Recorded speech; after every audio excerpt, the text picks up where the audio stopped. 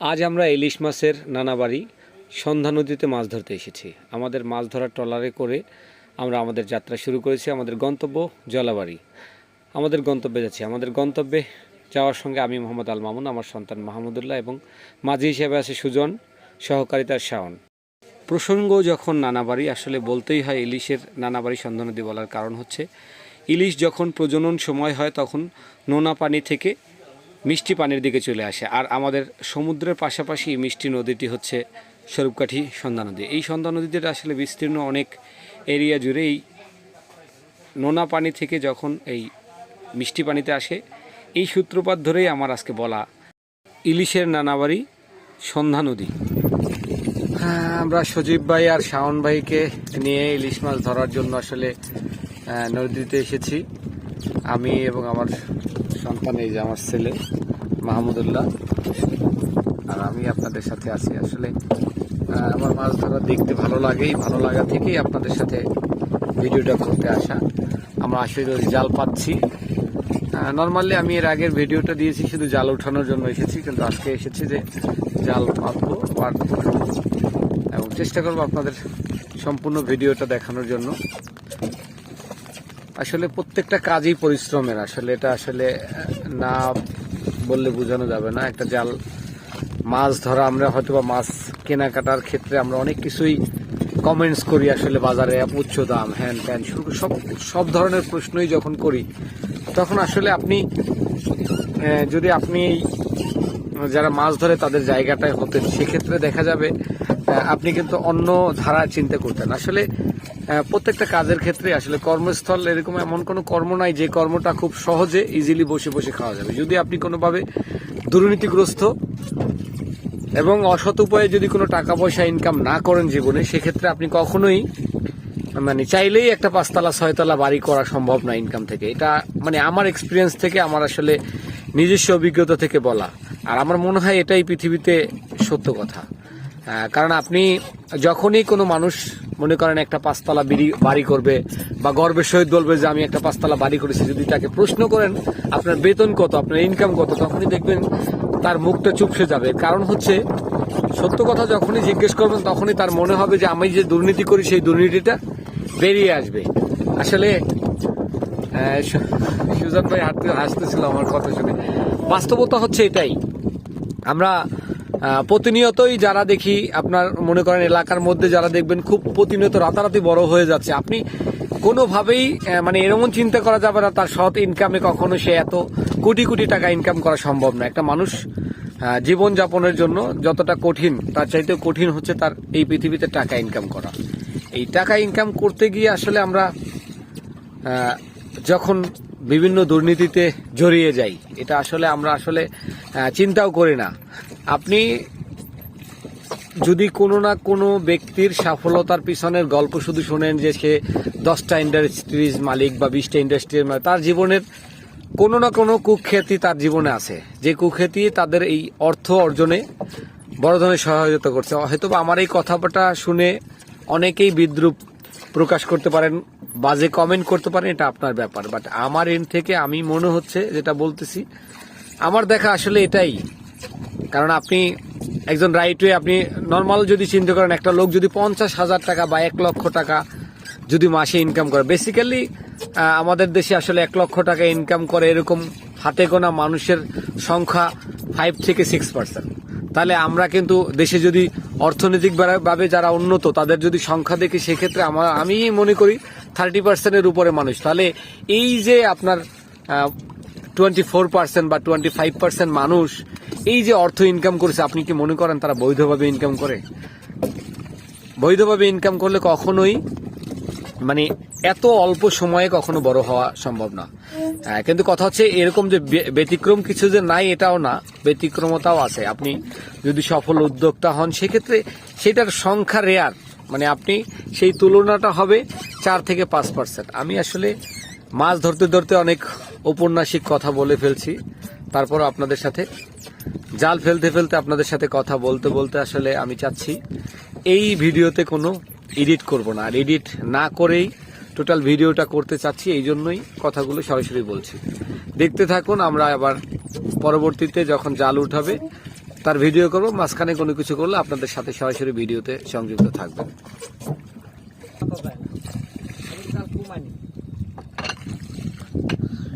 এটা কয় হাত জাল, কয় ফিট?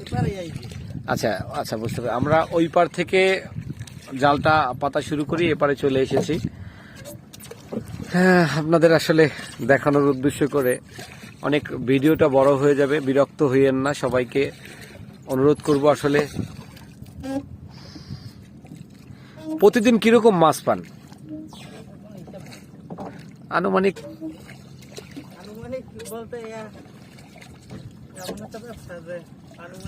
না, সেটা আমিও বুঝি। আসলে এই কাজটা এরকমই যে চাইলেই ফট করে মাছ উঠানো যায় না, এটা সম্পূর্ণ লাখের উপরে।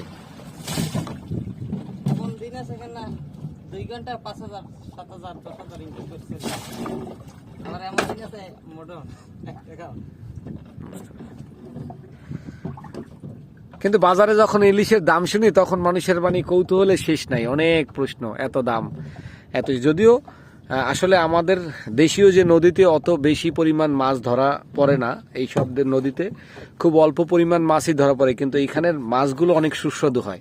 সমুদ্রের মাছটা যে লবণাক্ত মাছটা, এর স্বাদের চাইতে আপনি ভিন্নতা পাবেন যখন মিঠা নদীর কোনো মাছ আপনি খাবেন। আসলে ঘ্রাণও যদি বলেন, সেই দিক থেকেও আপনার মিঠা নদী, আমাদের এই নদীর পানি হচ্ছে মিঠা। আপনি নর্মালি সাগরের পানিগুলো লবণাক্ত হয়, লবণাক্ত হয়। আমাদের জাল সম্পূর্ণ পাতা শেষ, আমরা কিছুক্ষণ অপেক্ষা করব, তারপরে আপনাদের পরবর্তী ভিডিও দেখানোর চেষ্টা করব।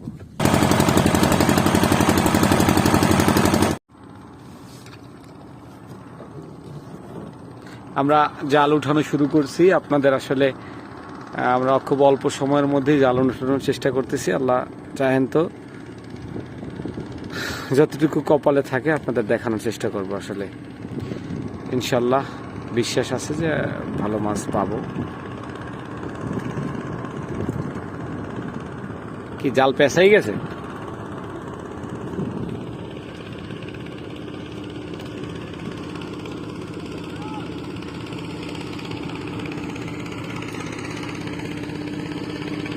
আর এক খাও কি পাতা যাবে? আচ্ছা, আরো এক খাই দেখবো তাহলে।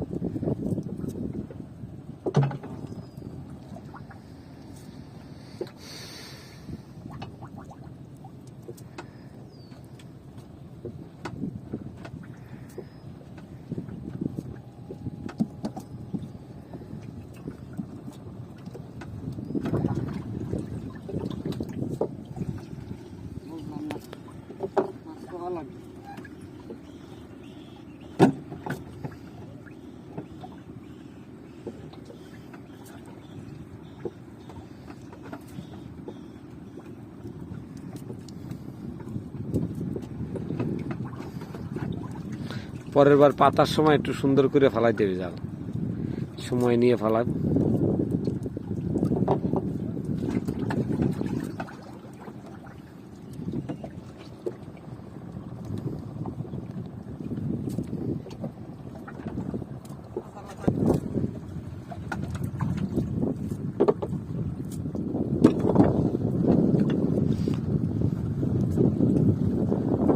এগুলো হচ্ছে ভাষা কাঁকড়াগুলো না, বড় কাঁকড়া তো উঠতে দেই না কখন। আমাদের এদিকে মনে হয় বড় কাঁকড়াগুলো নেই। আলহামদুলিল্লাহ, আমরা একটা ইলিশ পেয়ে গেছি। দেখেন এখনো লাফাইতেছে।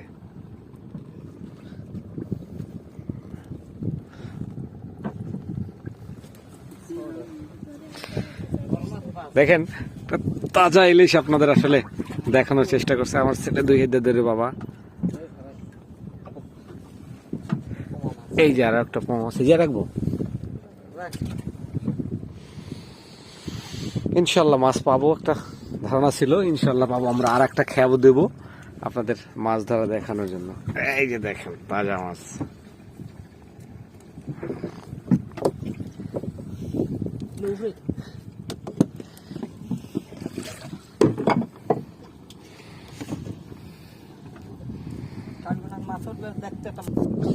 মাছের ঘ্রাণ আসলে তাজা মাছের ঘ্রাণই একটা আলাদা।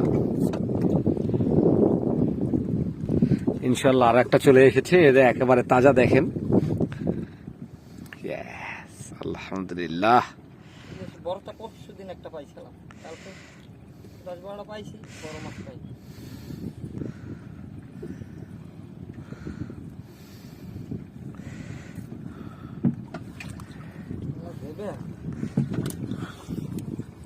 দেখেন তাজা ইলিশ, আল্লাহর রহমতে আমি আপনাদের দেখাতে সাকসেস হয়েছি তাজা ইলিশ।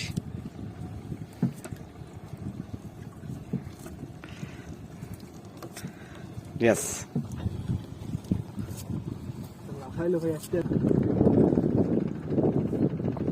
ইয়েস, আমরা আসলে মনে হয় সাকসেস।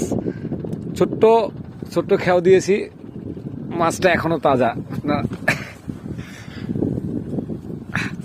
যাক আলহামদুলিল্লাহ, আমি এ পর্যন্ত 3টা তাজা মাছ পেয়েছি। দেখি পানিতে ছাড়লে পর কি করে, একটু দেখেন। ও তুলে পানি দেখেন, ইলিশ মাছ যেটা দেখানোর চেষ্টা করতেছি আপনাদের। আসলে তাজা ইলিশ।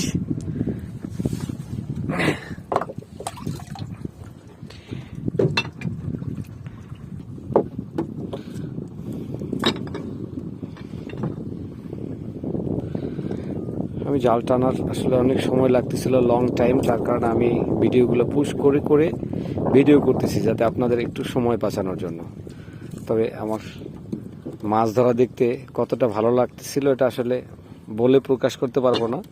আপনি এইটাই চিন্তা করেন, আমি আমার ছেলেরে নিয়ে আসছি প্রিপারেশন নিয়ে ফুল, যে আমি মাছ ধরবো ইনশাল্লাহ। আমরা মাছ পাচ্ছি, হয়তো অল্প পরিমাণে পাচ্ছি, ইনশাল্লাহ আরো পাবো। দোয়া করবেন সবাই।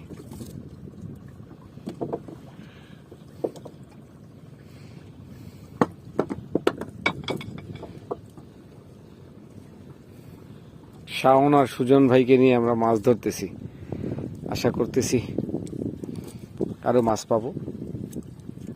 তবে আজকের মাছ কিন্তু আমি বাসায় নিয়ে যাব, আপনাদের অবশ্যই দেখাবো।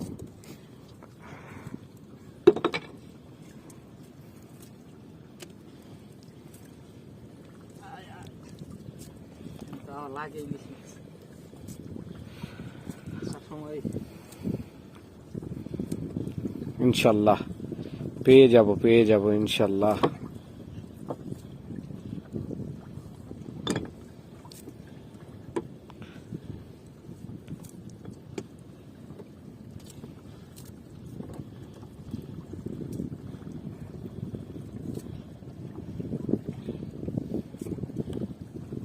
আলহামদুলিল্লাহ আরো একটা পাওয়া গেছে। আমরা আসলে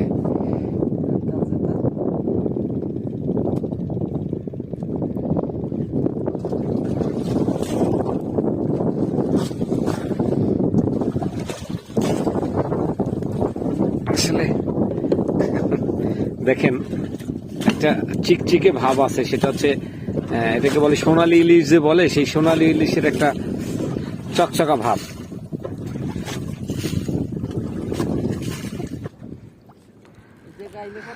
যাই হোক, আমাদের জাল শেষ হয়ে গেছে, আমরা আসলে দেখানোর চেষ্টা করছি। আসলে রিজিকে যতটুকু ছিল অতটুকু মাছ আমরা পেয়েছি। আমরা 4টা ইলিশ মাছ পেয়েছি, একটা পোয়া মাছ পেয়েছি।